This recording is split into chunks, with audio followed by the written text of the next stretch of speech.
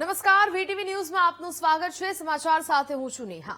વરસાદ અંગે હવામાન નિષ્ણાત અંબાલાલ પટેલે આગાહી વ્યક્ત કરી 15 થી 16 જુલાઈએ ભેજનો પ્રવાહ વધતા હવામાન પલટાશે। 18 જુલાઈ સુધી કેટલાક વિસ્તારમાં વરસાદી ઝાપટા પડશે। 20 જુલાઈથી દક્ષિણ ગુજરાતમાં વરસાદની શક્યતાઓ છે। સાથે 22 જુલાઈ પછી વરસાદી સિસ્ટમ સક્રિય થતા વરસાદ પડશે। સૌરાષ્ટ્ર દક્ષિણ ગુજરાતમાં ભારેથી અતિભારે વરસાદની આગાહી કરાઈ છે। 23 થી 25 જુલાઈ વચ્ચે દક્ષિણ ગુજરાતમાં ભારે વરસાદ પડી શકે। 27 જુલાઈથી ઉત્તર ગુજરાતના ભાગોમાં વરસાદની શક્યતાઓ વ્યક્ત કરવામાં આવી છે।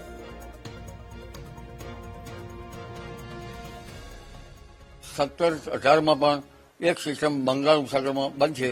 આ સિસ્ટમ લગભગ ગુજરાતના ઘણા ભાગોમાં વરસાદ આવવાની શક્યતા રહેશે। એટલે તારીખ 17 થી 23 માં ગુજરાતના ઘણા ભાગોમાં વરસાદ આવવાની શક્યતા રહેશે।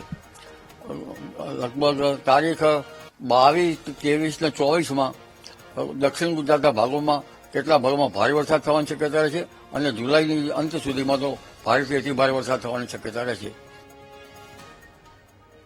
તો હવે જે પ્રકારે વરસાદ પડવાની આગાહી વ્યક્ત કરવામાં આવી છે, છૂટાછવાયા વિસ્તારોમાં અત્યારે વરસાદ છે તેની સંભાવનાઓ છે તે વ્યક્ત કરવામાં આવી છે। સાથે સાથે હજી પણ વરસાદનો જે બીજો રાઉન્ડ છે તે શરૂ થવાની શક્યતાઓ વ્યક્ત કરવામાં આવી છે।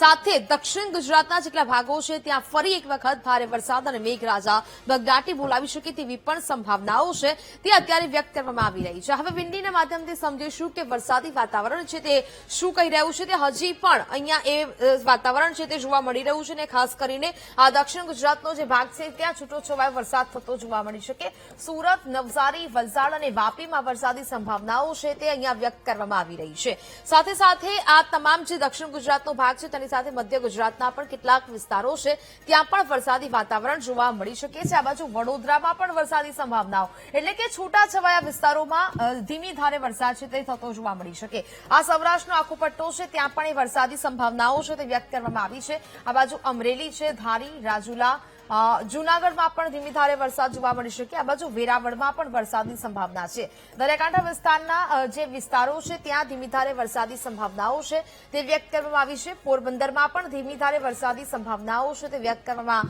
આવી રહી છે। આ બાજુ મહુવામાં પણ વરસાદી સંભાવનાઓ, ભાવનગરમાં પણ છૂટો છવાયો વરસાદ થતો ક્યાંક જોવા મળી શકે છે। એટલે કે હજી પણ હવામાન વિભાગ દ્વારા આગાહી છે તે વ્યક્ત કરવામાં આવી છે, પરંતુ હવે એવું કહેવામાં આવી રહ્યું છે કે વરસાદનો બીજો રાઉન્ડ છે તે શરૂ થવા જઈ રહ્યો છે। એટલે કે બીજો રાઉન્ડ શરૂ થશે અને તેમાં પણ દક્ષિણ ગુજરાત છે તેના ભાગોમાં ધોધમાર વરસાદ પડવાનો છે। એટલે કે અહીંયા હવામાન વિભાગ એવું પણ અહીંયા ક્યાંક દર્શાવવામાં આવી રહ્યું છે કે ક્યાંક ને ક્યાંક અહીંયા અલ નીનોની અસર છે તે થતી જોવા મળી રહી છે। કેટલાક ભાગોમાં ધોધમાર વરસાદ થતો જોવા મળે અને કેટલાક એવા જિલ્લાઓ છે કે જ્યાં કોરું કટ છે તે જોવા મળી શકે અને તેને જ કારણે એવું કહી શકાય કે અનેક એવા ગુજરાતના જિલ્લાઓ છે કે જ્યાં હજી પણ વરસાદ છે તે નથી નોંધાયો, પરંતુ આગામી સમયમાં ત્યાં પણ વરસાદ ધીમી ધારે થોડો ઓછો ઘટ વરસાદમાં જોવા મળી શકે, પરંતુ વરસાદ છે તે આવવાની સંભાવનાઓ છે। હવે વાત કરીએ તો અહીંયા જે પ્રકારે દર્શાવવામાં આવી રહ્યું છે હવામાન વિભાગ દ્વારા દક્ષિણ ગુજરાતમાં હજી પણ વરસાદની એ સંભાવનાઓ, બાજુ મધ્ય ગુજરાતમાં પણ વડોદરા છે, છોટાઉદેપુર છે, નર્મદામાં વરસાદી વાતાવરણ, આ બાજુ ભરૂચમાં પણ વરસાદની સંભાવનાઓ છે। દક્ષિણ ગુજરાતમાં સુરત, નવસારી, દમણ, વલસાડ, દાદરા નગર હવેલીમાં પણ વરસાદી સંભાવનાઓ છે। આ બાજુ ડાંગ અને તાપીમાં પણ વરસાદ છે તે જોવા મળી શકે। એટલે કે વાદળછાયું વાતાવરણ અને તેની સાથે સાથે ધીમી ધારે વરસાદની સંભાવનાઓ। આ બાજુ છે તે સૌરાષ્ટ્રનો આખો ભાગ છે ત્યાં પણ જૂનાગઢ, અમરેલી અને ભાવનગર સહિતના વિસ્તારોમાં હજી પણ વરસાદી વાતાવરણ બની રહ્યું છે।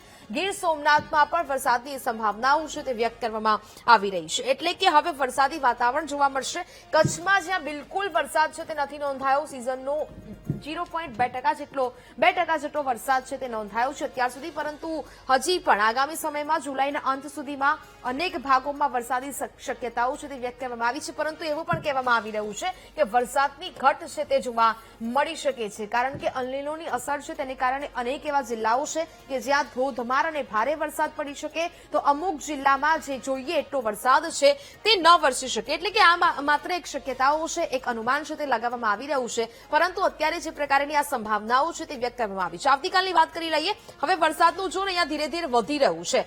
ખાસ અહીંયા જોયું કે ભરૂચ સહિતના જે વિસ્તારો છે ત્યાં વરસાદનું વાતાવરણ છે તે બની રહ્યું છે. દક્ષિણ ગુજરાતમાં પણ એ વરસાદી સંભાવનાઓ વ્યક્ત કરવામાં આવી છે અને સાથે સાથે સૌરાષ્ટ્રના આ ભાગો છે જૂનાગઢ, અમરેલી, ભાવનગર, ગીર સોમનાથમાં અન્ય દરિયાકાંઠાનો વિસ્તાર છે દીવ, ત્યાં પણ વરસાદી સંભાવનાઓ છે તે વ્યક્ત કરવામાં આવી રહી છે. એટલે કે હવે અનેક જગ્યા પર આ પ્રકારનો વરસાદ છે તે જોવા મળી શકે. જિલ્લામાં અલગ અલગ જગ્યાઓ પર ધીમી ધારે વરસાદ થતો જોવા મળી શકે. અમદાવાદ છે, ગાંધીનગર છે, ત્યાં ક્યાંક વાદળછાયું વાતાવરણ અને સાથે સાથે ક્યાંક ગરમી પણ અનુભવાય તે પ્રકારની આગાહી છે તે હવામાન વિભાગ દ્વારા વ્યક્ત કરવામાં આવી છે.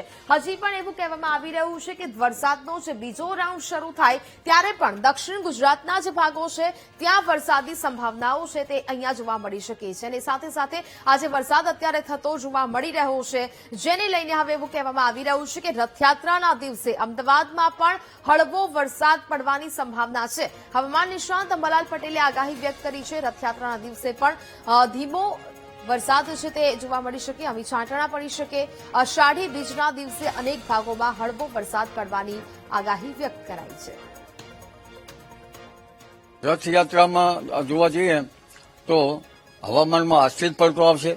આજે કેટલાક ભાગમાં વરસાદી ઝાપટા કે છાંટા થવાની શક્યતા છે, જેમાં ખાસ કરીને દક્ષિણ ગુજરાતના ભાગો, સૌરાષ્ટ્રના ભાગો અને કેટલાક મધ્ય ગુજરાતના ભાગોમાં ઝાપટા પડવાની શક્યતા રહેશે.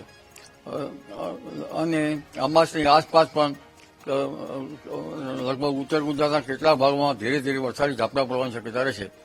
15મી તારીખથી જુલાઈમાં ઉપલા લેવલમાં ભેજ આવવાની શક્યતા રહેશે.